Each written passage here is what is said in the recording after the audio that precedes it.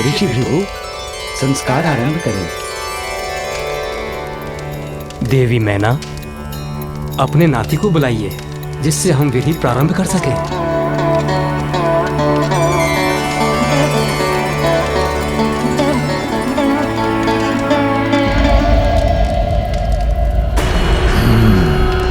तो अब वो दुष्ट मेरे समक्ष तो आएगा। ये इतना समय क्यों लग रहा है इस विधि में?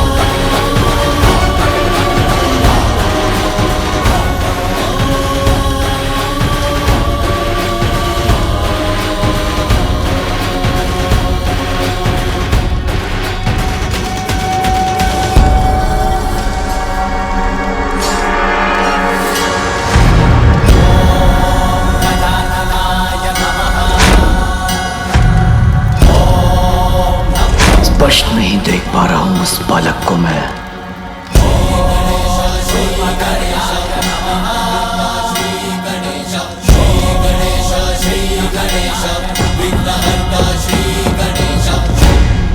एक बार मेरी दृष्टि तो पड़े इस बालक पर, ये दिखाई तो दे मुझे।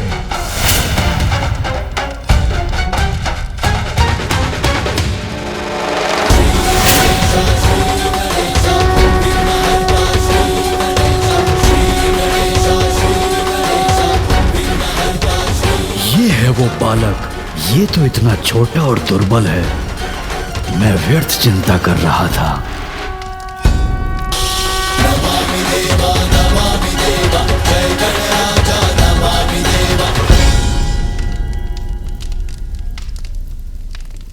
सभी देवता है यहाँ। आप सभी को मेरा प्रणाम। कल्याण हो। प्रणाम मामा जी विष्णुदेव, मामी जी देवी लक्ष्मी, कल्याण हो पुत्र। फूफा जी ब्रह्मदेव, बुआ जी देवी सरस्वती, आपको भी प्रणाम।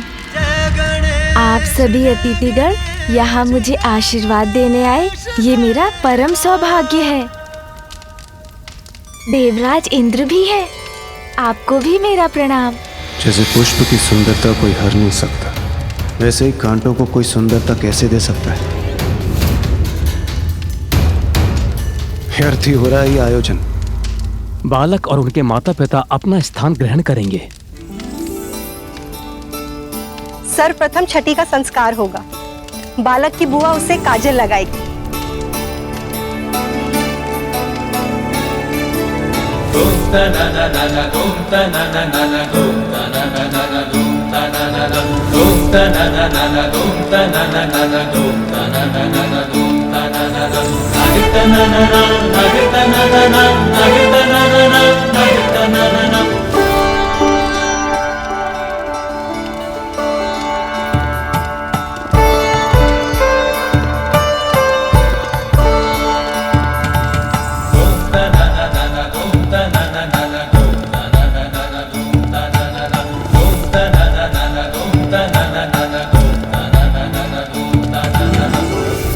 बालक का नामकरण होगा।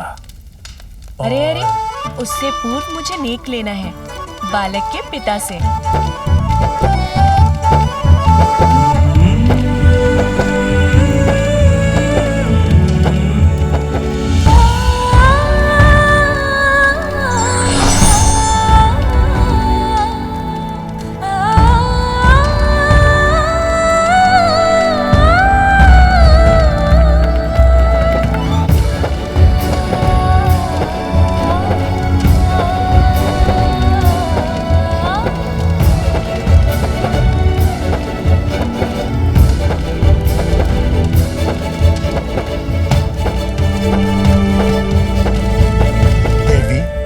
क्या अब हम नामकरण की विधि प्रारंभ कर सकते हैं?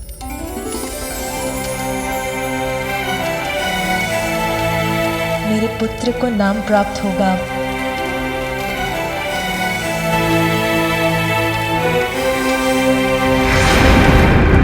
ओम अग्नये स्वाहा, ओम अग्नये स्वाहा, ओम अग्नये स्वाहा, ओम प्रजापतये स्वाहा, ओम प्रजापतये स्वाहा, ओम प्रजापतये स्वाहा, ओम भूरग्नये स्वाहा, ओम भूरग्नये स्वाहा, ओम भूरग्नये स्वाहा।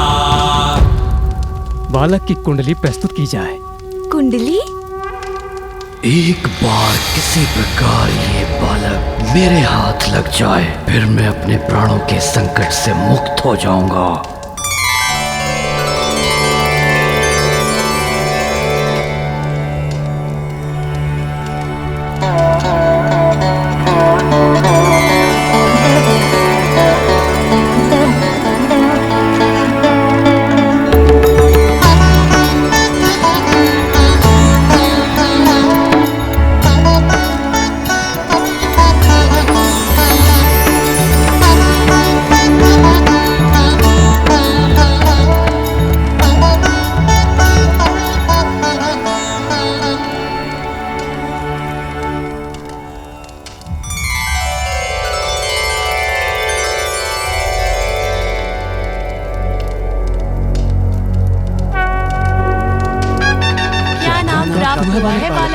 क्या नाम दिया गया उसे?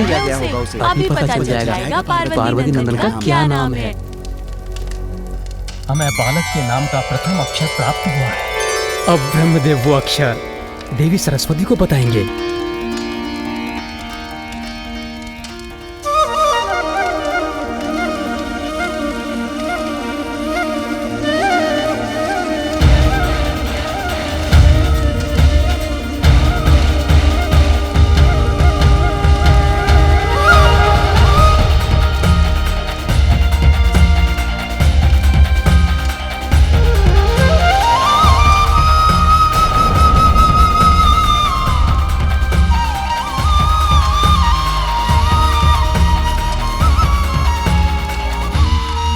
मेरे पुत्र के नाम का प्रथम अक्षर है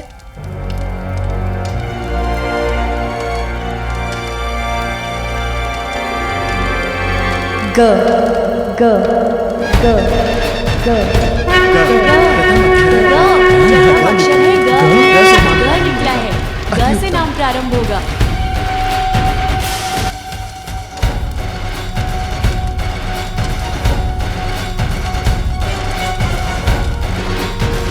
और अब महादेव हमारे पुत्र को इस अक्षर से प्रारंभ होने वाला नाम देंगे।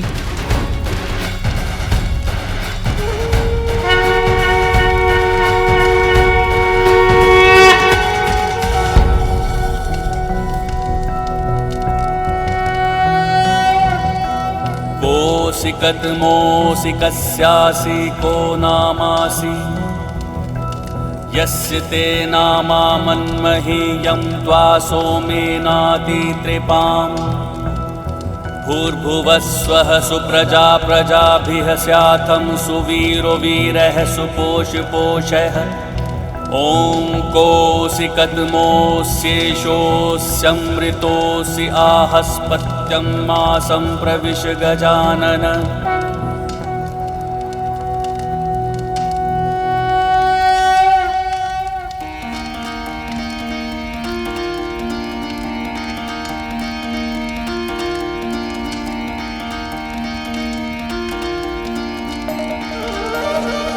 गजानन गजानन गजानन गजानन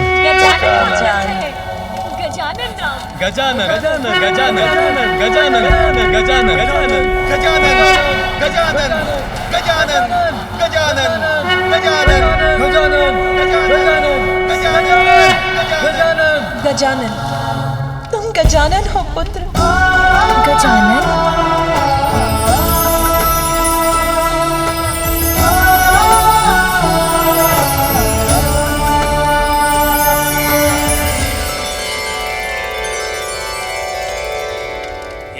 बालक त्वमायुष्मान वर्चस्वी तेजस्वी श्रीमान भूया। भिन्न भिन्न स्थानों पर जाकर बालक के नाम की घोषणा कर दो, जिससे सभी को महादेव और देवी पार्वती के पुत्र का नाम ज्ञात हो जाए।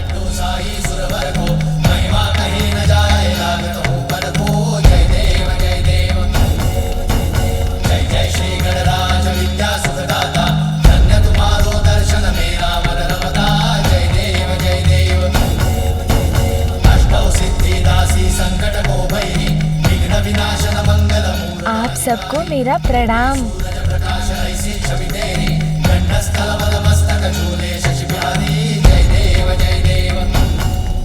देवगण, अब विधियां संपन्न हो चुकी हैं। हम देवताओं को यहाँ से प्रस्थान करना चाहिए। अब यहाँ रहकर कोई लाभ नहीं है।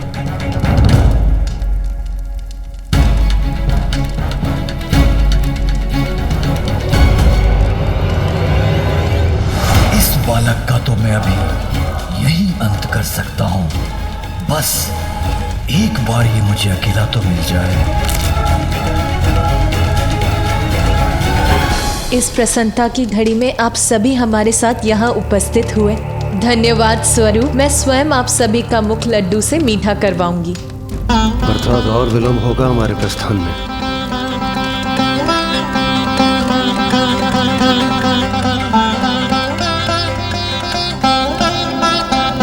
लड्डू, बहुत सुंदर नाम मिला है बालक को। हाँ, गजानन को सुनने में भी कितना अच्छा है।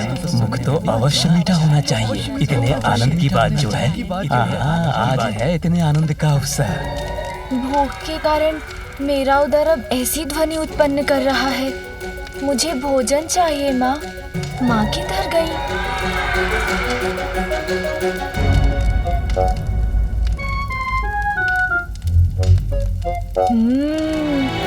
इतने सारे स्वादिष्ट फल,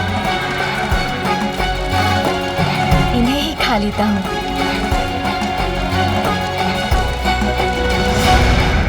अब ये बालक एकाकी कहाँ जा रहा है?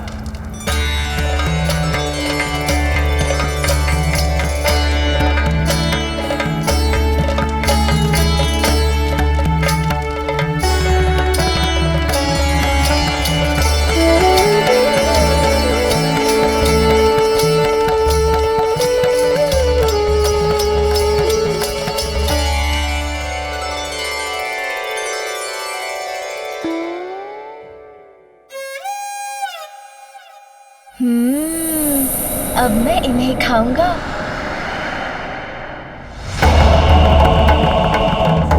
अरे, ये किसकी परछाई है?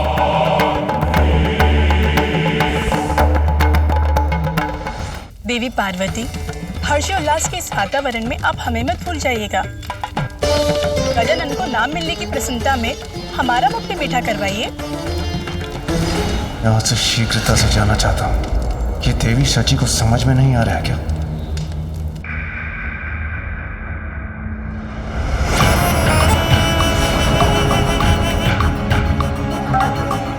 ये कौन है? मुखमंडल सौम्य है, किंतु नेत्र ऐसे है जैसे ज्वाला धधक रही हो उनमें। जो भी है, विचित्र हैं। विचित्र गजमुख बालक है ये, इसीलिए दुर्बल ही होगा। महादेव और देवी पार्वती का दूसरा पुत्र तुम्हारा काल बनकर प्रकट होगा। आप तुच्छ बालक से भयभीत होकर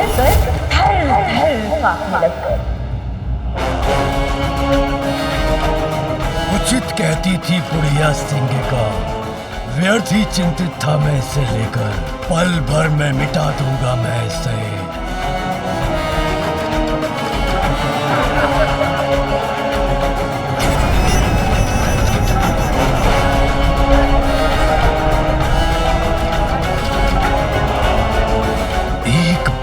किसी प्रकार ये बालक मेरे हाथ लग जाए, फिर मैं अपने प्राणों के संकट से मुक्त हो जाऊंगा।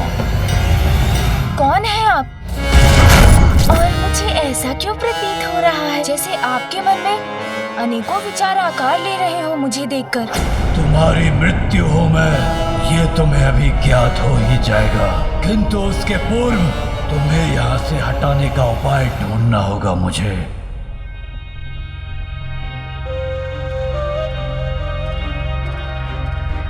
कौन हो सकते हैं ये?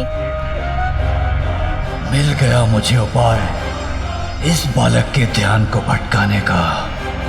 ओह, तो आपकी भी दृष्टि इन्हीं फलों पर है। देखिए ना, कितने फल है यहाँ, किंतु चुनाव करना कितना कठिन हो रहा है। मेरे मन में बस यही विचार आपस में संघर्ष कर रहे हैं कि मैं लाल फल चुनूं या हरा। अब क्या करना है, उसका निर्णय तो लेना ही होगा ना।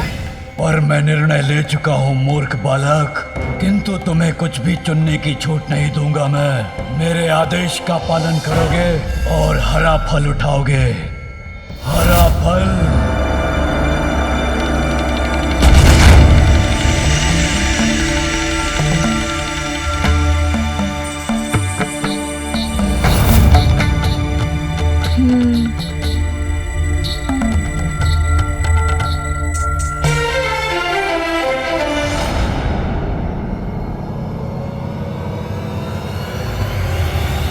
बनोगे तुम मेरे जीवन में।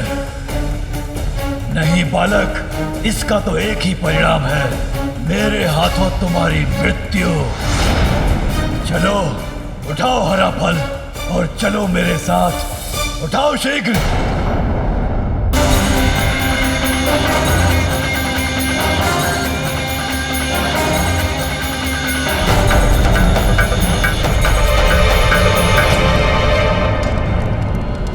देवी पार्वती,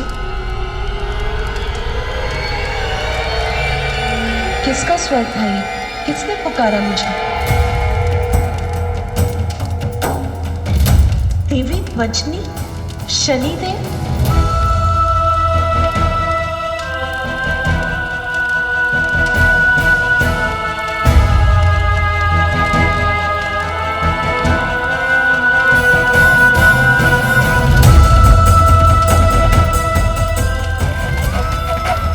शनिदेव ने पुनः यहाँ आने का साहस कैसे किया?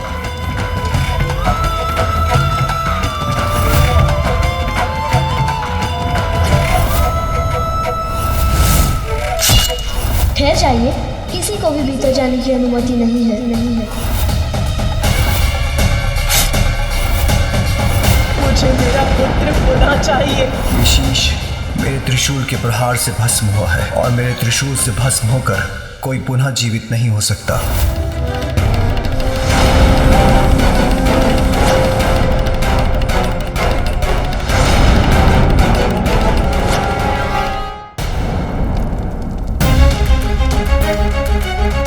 संकोच का कोई स्थान नहीं है। अब तुम्हें वही फल उठाना होगा जिसका चयन मैं कर चुका हूँ। उठाओ हरा फल, उठाओ बालक।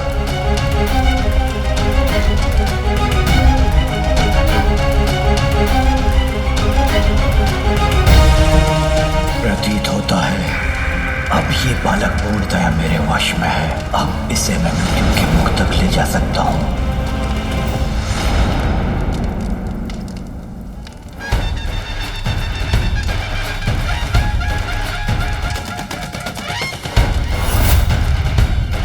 किंतु आपने तो मुझे बताया ही नहीं कि आप कौन हैं। ये तो मुझसे प्रश्न पूछ रहा है, अर्थात इसका मन मेरे नियंत्रण में नहीं। अच्छा बताइए ना, आप तो अवश्य मेरे नामकरण के उत्सव में भाग लेने आए होंगे, है ना? आपके यहाँ आने के लिए धन्यवाद। देखिए ना, मैंने तो अपना फल चुन लिया, किंतु उसका क्या लाभ?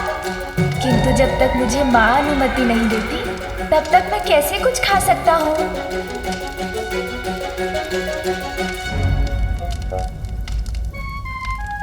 इसे दुर्बल मानकर इसकी शक्ति को कम आंकने की भूल तो नहीं कर बैठा मैं। इस पर तो मेरी सम्मोहक शक्ति का कोई प्रभाव नहीं हो रहा है।